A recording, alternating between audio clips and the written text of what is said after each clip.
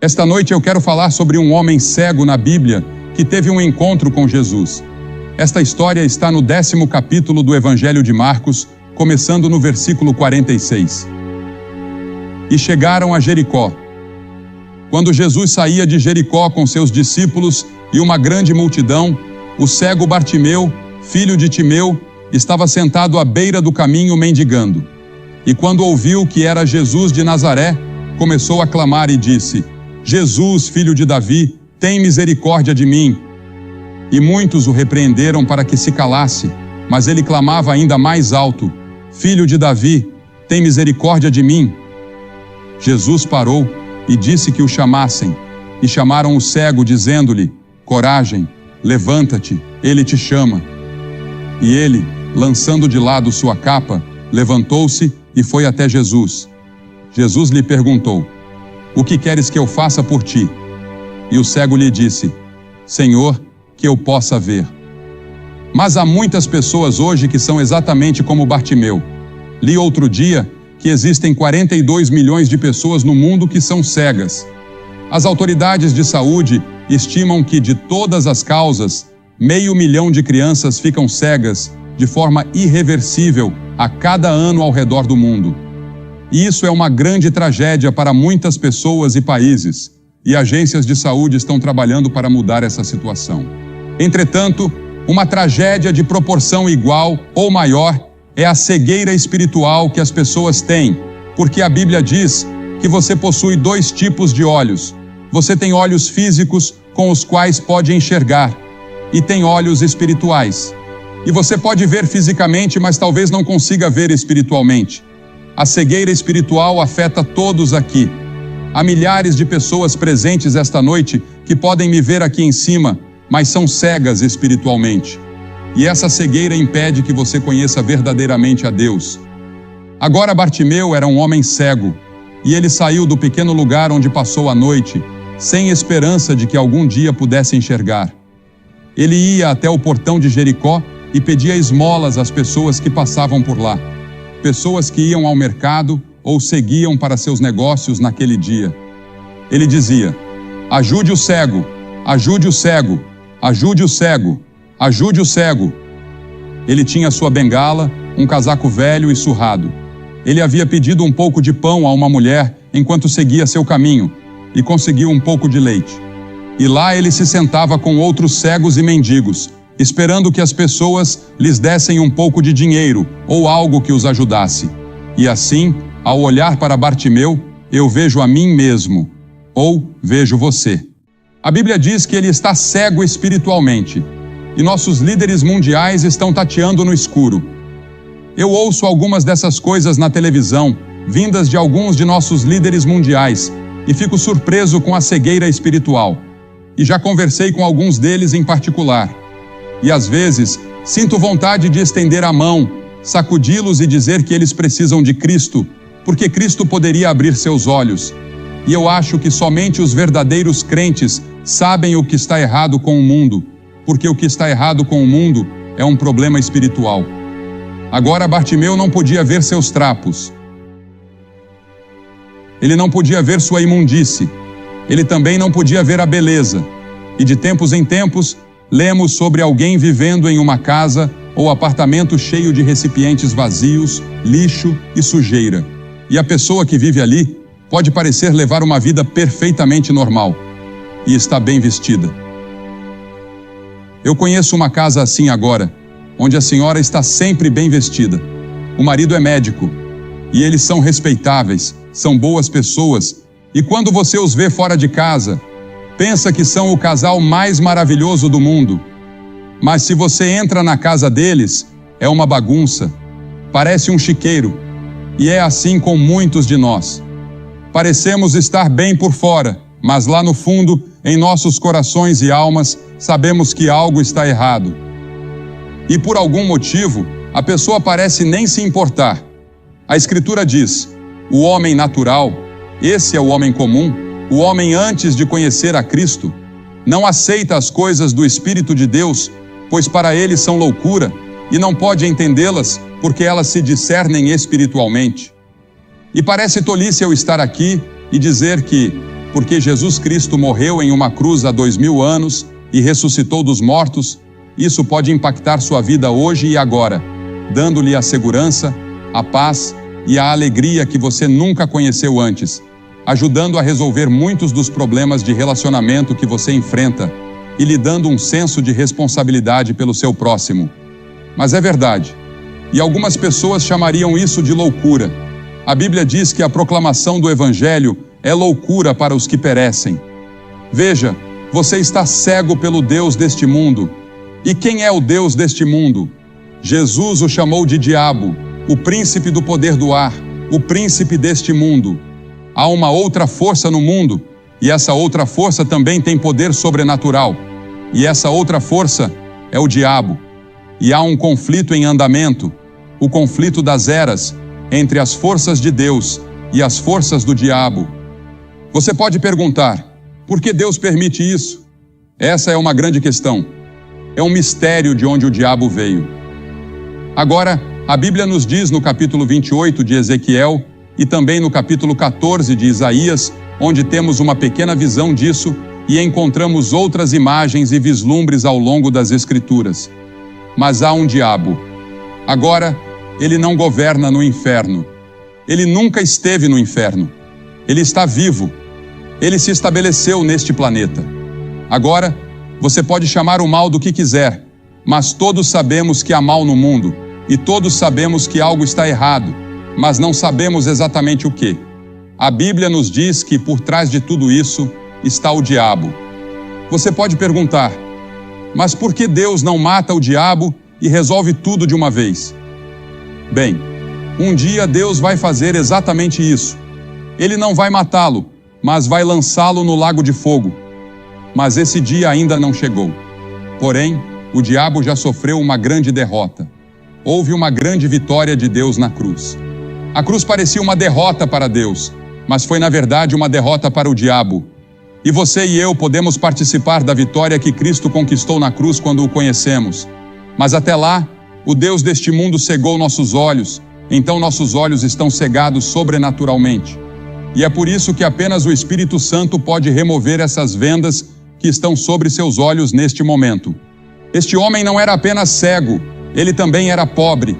E lemos sobre a pobreza no mundo hoje, e isso parte nossos corações. Muitos de nós estamos sofrendo esta noite de pobreza espiritual. Além de ser cego e pobre, ele também era indefeso. Bartimeu esperava morrer em sua cegueira. Ninguém poderia curar esse tipo de cegueira. Mas havia uma esperança para Bartimeu. Bartimeu tinha ouvido muitos rumores sobre esse estranho da Galileia, que andava pelo país, curando pessoas, ajudando pessoas e pregando para as pessoas. E ele ouviu a aproximação de uma grande multidão de pessoas. Seus ouvidos eram muito atentos, e ele conseguia ouvi-los. Ele ouvia as crianças, ouvia as pessoas conversando entre si, e ele perguntou, o que está acontecendo? O que está acontecendo? Ninguém lhe dizia. A multidão se aproximava cada vez mais, e ele agarrou a saia de um homem que passava por perto e disse, diga-me, quem está passando pela cidade? E esse estranho, cujo nome ninguém sabe, virou-se e disse, Jesus de Nazaré está passando. E Bartimeu pensou consigo mesmo, Jesus de Nazaré, eu já ouvi falar dele. Ouvi dizer que ele pode curar pessoas, que ele pode ajudar pessoas. Talvez ele possa me ajudar. Sabe, há apenas algumas vezes em nossas vidas em que Jesus de Nazaré passa por nós e temos uma oportunidade como temos esta noite de recebê-lo. Veja, as pessoas têm orado no Espírito Santo, que tem trabalhado, e muitas pessoas já receberam Cristo. E que hora e que momento para você vir. Esse estranho lhe deu a mensagem. Jesus de Nazaré está passando. Eu me lembro da história do cirurgião-geral de Portugal, um ex-cirurgião-geral, que estava caminhando pela rua um dia, quando um pedaço de papel grudou em seu pé. Ele foi para casa, tirou o papel do sapato e olhou para ele. Era um folheto evangelístico. Ele decidiu lê-lo e o leu. E para resumir a história, ele se converteu a Cristo e se tornou um grande líder cristão e um grande professor da Bíblia. Apenas um pequeno testemunho simples como esse. Deus pode usar todas essas coisas, e é por isso que devemos sempre ser fiéis em nosso testemunho, porque você nunca sabe quando aquela garçonete no restaurante ou aquela pessoa que você encontra no trabalho estarão observando sua vida, é claro, para ver se você vive de acordo com o que prega. Jesus tem passado por Hamilton. Jesus tem passado pela Ferradura Dourada. Ele pode estar passando pela sua casa. Ele pode estar passando pelo quarto que você ocupa em um hotel. Ele está passando por aqui no sul da cidade de Ontário. E em seu desespero, Bartimeu clamou com toda a sua força: Jesus, filho de Davi, tem misericórdia de mim, tem misericórdia de mim. E os outros mendigos disseram: cala a boca, os magistrados vão ouvir isso e vão nos prender. Mas ele continuou clamando. Essa era a sua única chance. Jesus estava ali e ele ia aproveitar. E os outros diziam: fique quieto, Bartimeu. Quem quer ouvir alguma coisa de um velho mendigo como você? Mas quanto mais o repreendiam, mais ele clamava. E quero que você note algumas coisas sobre isso. Primeiro, ele clamou pela coisa certa. Ele clamou por misericórdia. Ele precisava de outras coisas, mas o que ele mais precisava era de Cristo. Ele precisava de Deus. Tem misericórdia de mim, tu, filho de Davi, tem misericórdia de mim. Isso é o que todos nós precisamos esta noite, a misericórdia de Deus. Misericórdia. Quando eu estiver diante do tribunal de Cristo, não vou dizer: Senhor, eu quero justiça. Se eu receber justiça, vou acabar no inferno. Eu quero misericórdia, e Deus ofereceu sua misericórdia na cruz. E ele diz: eu vou te perdoar e te limpar de todo o pecado que você já cometeu. Você nunca terá que enfrentar o julgamento. Você nunca estará em perigo do inferno se entregar sua vida a Jesus Cristo. Então, primeiro de tudo, você tem que dizer: eu sou um pecador. Você tem que dizer isso a si mesmo e talvez a outras pessoas, assim como um alcoólatra. Antes de você poder ajudar um alcoólatra, ele precisa estar disposto a dizer: eu sou um alcoólatra, para que você possa ajudar. No vício em drogas, você tem que dizer: eu sou um viciado em drogas, preciso de ajuda. E quando você vem a Cristo, deve dizer: eu sou um pecador, preciso de ajuda, e ó Senhor Deus, por favor, me ajude. E então, a segunda coisa, ele não apenas clamou pela coisa certa, mas também clamou para a pessoa certa. Ele clamou ao Senhor Jesus Cristo, o Filho do Deus vivo, o único em todo o mundo que podia ajudá-lo, que estava bem ali. E todas as suas esperanças estavam centradas nele. A Bíblia diz que nenhum outro nome foi dado entre os homens pelo qual devemos ser salvos, exceto pelo nome de Jesus. Para quem iremos? Tu tens as palavras da vida eterna. Jesus havia dito: eu sou o caminho, a verdade e a vida. Ninguém vem ao Pai senão por mim.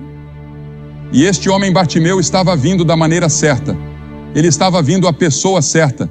Ele estava vindo a Jesus, o Filho de Deus. E ele clamou no momento certo. Jesus estava passando. Suponha que ele tivesse esperado e dito: vou ver o que os escribas, os fariseus e os líderes religiosos têm a dizer sobre ele. Vou esperar até que ele venha a Jericó novamente. Jesus nunca mais voltou a Jericó. Ele pode nunca mais passar por aqui desta forma. Quando veremos algo assim em Hamilton novamente? Faz muito tempo desde que isso aconteceu. Muitas pessoas vieram e ouviram o Evangelho, e tantas pessoas trabalharam, oraram e creram, assim como fizeram aqui. E a igreja se uniu e cooperou como fizeram. E Deus tem falado, e muitas pessoas têm encontrado Cristo. E esta noite você pode encontrar Cristo. Agora, ele clamou naquele momento. A Bíblia diz: aquele que endurece o coração, sendo muitas vezes repreendido, será quebrantado de repente e sem remédio. Em outras palavras, quando você ouve o Evangelho e não faz nada a respeito, isso endurece um pouco mais o seu coração. O Espírito Santo de Deus continuará a falar com você, mas você não consegue ouvi-lo porque fica surdo. A Bíblia diz: Efraim está ligado aos seus ídolos, deixa-o.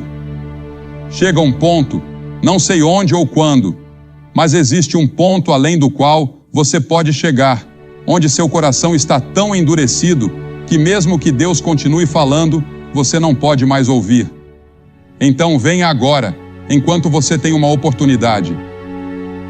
O grande governador Félix tremeu quando Paulo estava falando com ele sobre o Evangelho e ele disse: Vai-te, Paulo, quando eu tiver uma ocasião mais conveniente, chamar-te-ei.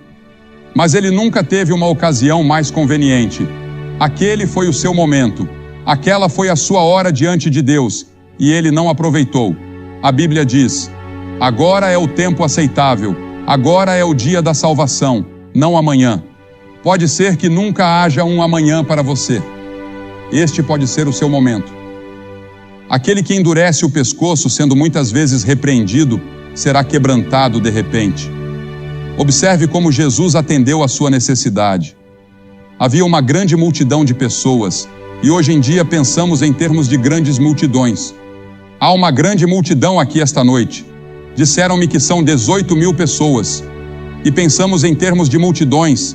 Pensamos em encher nossas igrejas, em encher um auditório ou ter uma grande multidão em um jogo. Pensamos em termos de multidões, mas é interessante que Jesus não só pregou para as multidões, mas os maiores sermões que acho que ele já pregou foram para indivíduos. Ele parou e ficou parado quando este homem cego o chamou. Uma grande multidão de líderes estava ao seu redor. Ele poderia ter dito: não tenho tempo, estou a caminho de Jerusalém para morrer pelos pecados do mundo. Mas ele parou em seu caminho para a cruz para ouvir o clamor deste mendigo. Ele parou de morrer na cruz para ouvir aquele ladrão dizer: lembra-te de mim quando entrares no teu reino. Ele parou quando uma mulher tocou em sua veste. E Jesus vai parar por você esta noite. Porque veja, ele vê você esta noite como se você fosse a única pessoa em todo o mundo. Ele não vê você como parte desta grande multidão. Ele vê você como você é. Ele conhece todos os seus pensamentos, todas as suas intenções e todas as lutas que estão acontecendo dentro de você. E a Bíblia diz que ele ama você e morreu por você. E se você fosse a única pessoa em todo o mundo, ele teria morrido por você. E Jesus não apenas parou, mas disse: chame-o. As Escrituras dizem em Lucas 19:10 que ele veio buscar e salvar o que se havia perdido. Você está perdido psicologicamente, espiritualmente está perdido.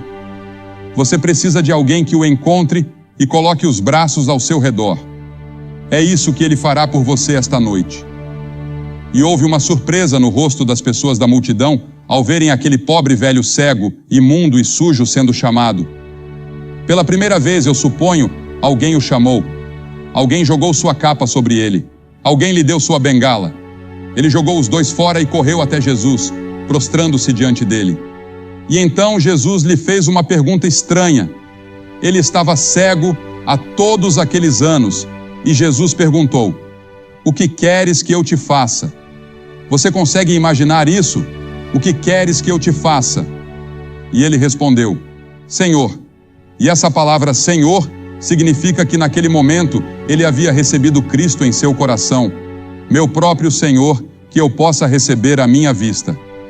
E eu acredito que ele estava falando não apenas sobre seus olhos físicos, mas também sobre seus olhos espirituais. Os cientistas acreditam que 33 milhões dos 42 milhões de pessoas cegas no mundo poderiam ser curadas ou sua cegueira poderia ter sido evitada. A cegueira espiritual, no entanto, não pode ser evitada. Ela é causada pelo pecado e todos nós a temos, mas ela pode ser curada pelo Senhor Jesus Cristo. Ele abrirá seus olhos e ele pode abrir seus olhos esta noite. Qual é a sua necessidade? O que você quer que Cristo faça por você esta noite? O que você quer que eu faça? Ele perguntou. Alguns de vocês podem dizer: eu quero que ele perdoe meus pecados. Quero que ele me dê a certeza de que, se eu morresse neste momento, eu iria para o céu. Eu quero paz. Gostaria de rededicar minha vida. Fui batizado ou confirmado, mas de alguma forma, não tenho esse relacionamento pessoal com Cristo. Não tenho essa caminhada com Ele que eu deveria ter e gostaria de ter isso. Talvez você queira reafirmar seus votos de confirmação, seja o que for. E Jesus disse a ele: vai, a tua fé te salvou. Não foi o dinheiro, não foram as boas obras, mas a tua fé te salvou. Estou pedindo para que você dê esse passo hoje à noite. E se você tiver alguma dúvida em seu coração, faça o seu compromisso esta noite. Você sabia que, a cada noite que estivemos aqui, mais de 700 pessoas vieram a Cristo e fizeram um compromisso? Em ambas as noites. E o que vou pedir que você faça é o que já fizemos em toda a América Latina, em toda a Europa, em todo o Oriente, em toda a América e em todo o Canadá. Pedimos às pessoas que se levantassem de seus assentos e viessem à frente do palco, dizendo simbolicamente: eu preciso de Cristo. Eu quero a sua misericórdia. Eu quero o seu amor e a sua graça. Eu quero conhecê-lo pessoalmente. Por que peço que você venha à frente e faça essa declaração pública? Porque Jesus foi pendurado na cruz publicamente por você. Ele não fez isso em particular. Ele fez isso publicamente. E as pessoas estavam contra ele, zombando dele.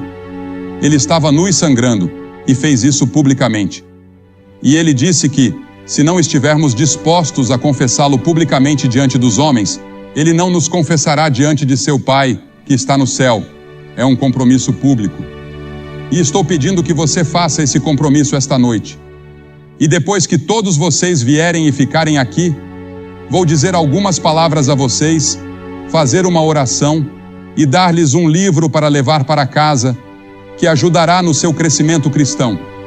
Se você está com amigos ou parentes, eles vão esperar. Se você está em um ônibus, eles vão esperar. E vocês que estão no outro auditório ou sala, que não puderam entrar aqui, podem se levantar e vir, e os voluntários vão deixar vocês entrarem neste prédio para se juntarem àqueles que vão vir. E do balcão, pode demorar um pouco mais do que pensei na primeira noite. Vai levar pelo menos 3 minutos para você descer. Então, levante-se e venha agora. Mas não deixe que um pouco de tempo o impeça, e não deixe que a grande multidão o impeça. Apenas levante-se e venha, porque é você diante de Deus. Esta é a decisão mais importante que você já fez. E se você quiser trazer um amigo com você, traga seu amigo. Mas levante-se e venha, e não deixe nada te segurar. Nós vamos esperar. E as pessoas estarão orando por todo este grande coliseu enquanto você vem. Você nunca terá outro momento como este. Venha, vamos esperar por você agora. E depois que você vier, falarei com você.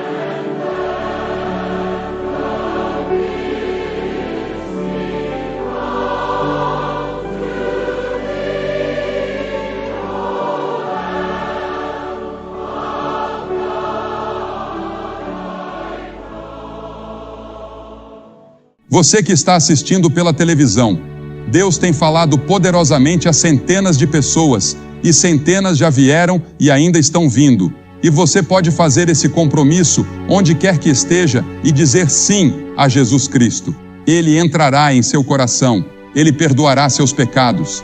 Ele pode fazer de você uma nova pessoa. Você pode ter uma transformação agora mesmo em sua vida. Entregue sua vida a Ele.